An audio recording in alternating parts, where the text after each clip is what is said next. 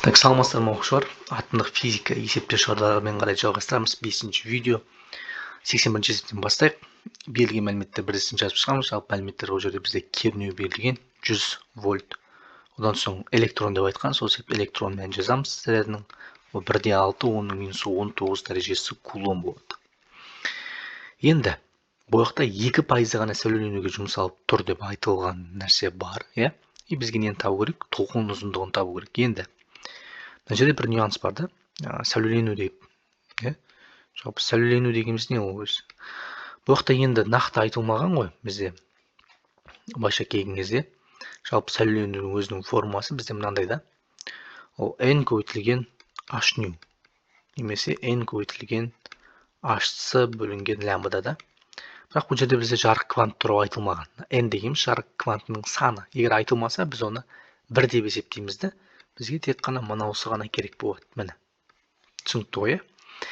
Енді бұл жерде бізде мынандай бір энергия бар, тағы да E көбейтілген U және осының 2% ғана сәулеленуге кетеді дейді. Егер мен мынаны тағы да осы 2%-ды 100-ге бөліп, мысалға былайынан, иә, осы көбейтетін болсам бұған, бұл уже сәулелену энергиясы болып кетті да. Түсінікті ме?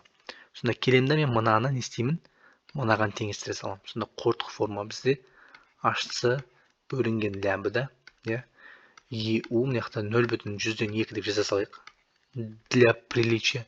Так сонда лямбда дегеніміз ол бізде h көбейтілген c бөлінген 0,102 EU дейміз да. Кете береміз. Міндетті түрде мына есептің формасын жазып бердім. Өздеріңіз видеоны тоқтатып шығарып комментарийға вариантын жазып кетіңіздер. Каналға жазуды ұмытпаймыз. Тіркелеміз, комментарий жазамыз. Так, енді 82-ге кетейік. Бұл есептені кішкене көрсетіп өту керек. Бұл жерде кішкене нюанстар бар. Мысалға лазер 100 ватт дейді. Толық қуат бұл. Осыны шатастырмау керек. Ол 100 ватт қуатты тұтынып отыр да. То есть ол сондай толық біздегі қуатымыз 100 ватт өзі берілгені. Бірақ оның барлығы пайдалы қуат деген сөз емес, иә? Мұқта айтып тұр ғой, сәулеленуге мысалы лазердің пайдалы әсер коэффициенті 0,1% ғана. Демек 0,1 бөлігін ғана алып қалады да, ол қалған бәрі мусор деген сөз, иә? Сыртқа кетеді деген нәрсе. Так, енді бізде тағы не бар? Лямбда бар. Ол 600 нанометр. Бірден жазсақ, ол 10-9 дәрежесі метр деп.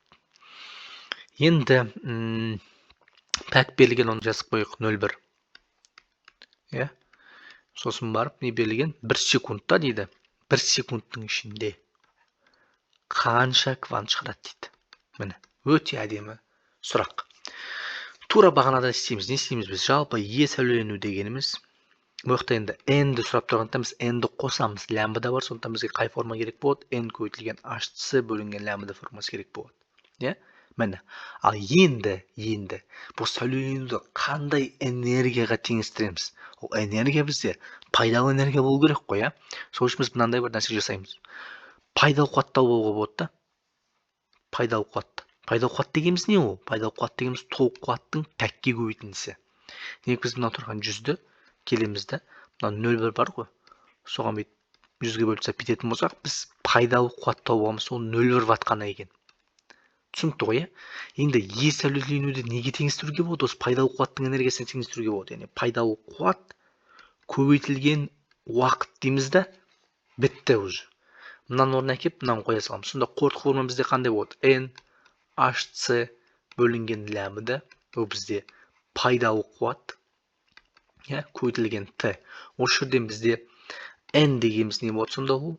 Мынау пайдалы қуат болады да, Т-ға көбейтілді, лямбда болады да, бөлімде hc болады. Түсінікті ме? Міне, тағы бір форманы қорытып бердік. Просто не істейсің? Видеоны тоқтатасың. Орнына сан мәндерін қоясың да вариантын белгілей саласың. Бұл есеппен шығарғам. Бұл вариантта мына бонусқа шығу керек. Түсінікті ғой, иә? Бұл түрде тексеріп алыңыздар. Так, енді ары қарай кетейік. Келесі бізде бұл 83-ші есепті. Енді 83-ші есепте кішкене басқарақ болуы мүмкін. Неге? Өйткені ол жерде кішкене нюанстар бар. Бұл жерде бізде сәулеленудің жалпы өзіндік формасын қолданбаймыз, иә? Толқын ұзындығы жоқ бұл жерде деген сияқты. Демек бұл есеп қалай шығарамыз? Қуаты берілген 2000 ватт дейді. Жазып аламыз. 2000 ватт. 2 секунд ішінде дейді. 300 жарық кванты, жарық импульс, то есть, міне беріліп тұр. Әрбір импульстың ұзақтығы. Бұл әрбір импульс деген сайын each деп айтады ғой, ағылшынша каждый деген сөз, яғни әр қайсысының несі бізде аралығы ғой, интервал уақыттың, 300-ге кететінді. Сонда осы 4 микросекунд, оның минус 6 дәрежесі секунд. Енді тұтынылатын энергияның 0% сәулеленуге жұмсалады дейді. Бір импульстың қуатын табу керек дейді. Міне бір импульстік. Пыштыректеп қояйық. Не істейміз деген сұрақ қой тура бағанағыдай, Жалпы е сәулелену дегеніміз не ол деген сұрақ. Е сәулеленуді тауып алайықшы. Ол жалпы е сәулелену бағана формулада не еді ол бізде? N көбейтілген H ню деген сияқты, Оны ұмытпау керек.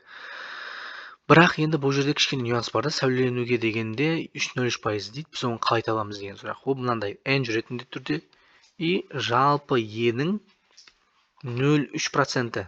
Міне. Бұл жерде формула басқаша жазылады. Өйткені бұл жақта тоқым ұзындығы жоқ қой, бағанада h-сы бөлінген лямбда немесе жиілік жоқ қой, h ню деп жазатын, Біз былайынан жазып отырмыз да. Ал енді e дегеніміз не? Ол дегеніміз толық энергия ғой, Толық энергия дегеніміз не? Ол p көбейтілген t. Яғни біз мына 2000-ді келеміз да, мынаған көйте салатын болсақ, бізде қанша шығады? 4000 шыға ма? Міне. И осыған қоя саламыз да, на месте.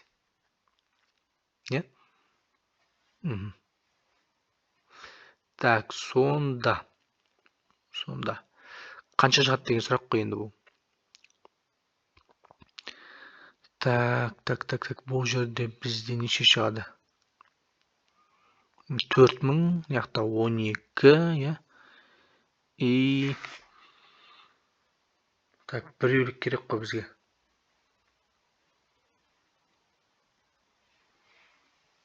Так, мына полный энергияны тауып тұрмыз біз қазір. Полный энергия. Толық энергия кетеді. Бұл жерде, так, n бұл жерде қатты керек емес сияқты. Бұл қазір оны түсіндіріп өтем. Бұл n-нан ішіне кіріп кетіп тұрды ғой бізде. Мынау 4000 болады. И 4000-ді мынаған көбейтетін болсақ, 12 джоуль шыға ма? 12 джоуль шығады. Енді бұл деген жалпы сәулеленуге кеткен энергия да. Сәулеленуге кеткен энергия. Так, түсініктіңіз ғой, Бұл полный сәулеленуге кеткен энергия. Бұны қалай түсінуге болады? Бұл дегеніміз кәдімгі бағанағы алдыңғы неде шығарған мынау ғой. N H-сы лямбда деген сияқты, немесе N H ню деген сияқты, сәулеленуіміз. Бірақ осы бұл жерде біз басқасымен тауып тұрмыз да, толық энергияны и 0,3% сәулеленуге кеткен деген сияқты. Сонда біз осымен тауып тұрмыз 12 джоуль. Ал енді бұл дегеніміз мынау ғой бізде. Ал енді мынандай вопрос та, бұл бізде толық сәулеленуге кеткен да. 300 жарық импульс осының ішінде бар. 300 жарық импульсына 12 джоуль кетеді. Енді бізде сұрақта бір ғана жарық импульсына қанша энергия кетеді деген сұрақ. Бір ғана импульстың энергиясын табу үшін біз осы энергияны е сәулеленуді неге бөлуіміз керек? N-ға бөлуіміз керек қой. Түсінікті ма? Е сәулеленуді біз неге бөлеміз? N-ға бөлеміз. Осы бізде жалпы сәулелену болатын болса, мына е дегеніміз, ал е штрих дегеніміз бұл жерде бізде бір ғана жарық импульсінің энергиясы. Сонда 12-ні келемізде біз нешеге бөлеміз? 300-ге бөлеміз. Сол кезде бізде шығады 0,4 джоуль. И не істей саламыз астында? Жаңадай P штрих табу үшін енді біз бір ғана кеткен нені, E штрих сәулені T-ға бөле салады екенбіз, T штрихқа. Сонда 0,4 бөлінген 4, 10-ның минус 6 дәрежесі дейміз де. Шығады бізде 10 киловатт. Жауап А нұсқасы болады екен. Енді 84-ші есеп тура осымен байланысты бір импульстың энергиясы дейді. Біз оны тауып қойдық, міне. Бұл 0,04 джоуль дегенді білдіреді екен деп айтады екенбіз. Так, түсінікті ғой, Бұл жерде. Міне. Так. Енді арғамен кете берейік. Сұрақтар енді бұл жерде.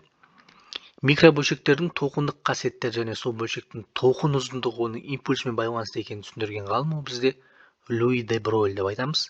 Де Бройль гипотезаның алғашқы эксперименттік дәлелі болып табылатын құбылыс электрондардың дифракциясы. Так, электрондық толқындық қасиеттердің ашылуы ғылымның қандай жаңа бөлімін ашты? Электрондық дифракция болғандықтан электрондық оптика бөлімін ашты. және сол оптика арқылы біз электрондық микроскоптың пайда болуына әкелді деп айтамыз. Түсінікті ғой, иә? Дәл осылай бүгінгі сабақты аяқтаймыз. Келесі сабақта осындай де Бройльге қатысты есептер шығаратын боламыз.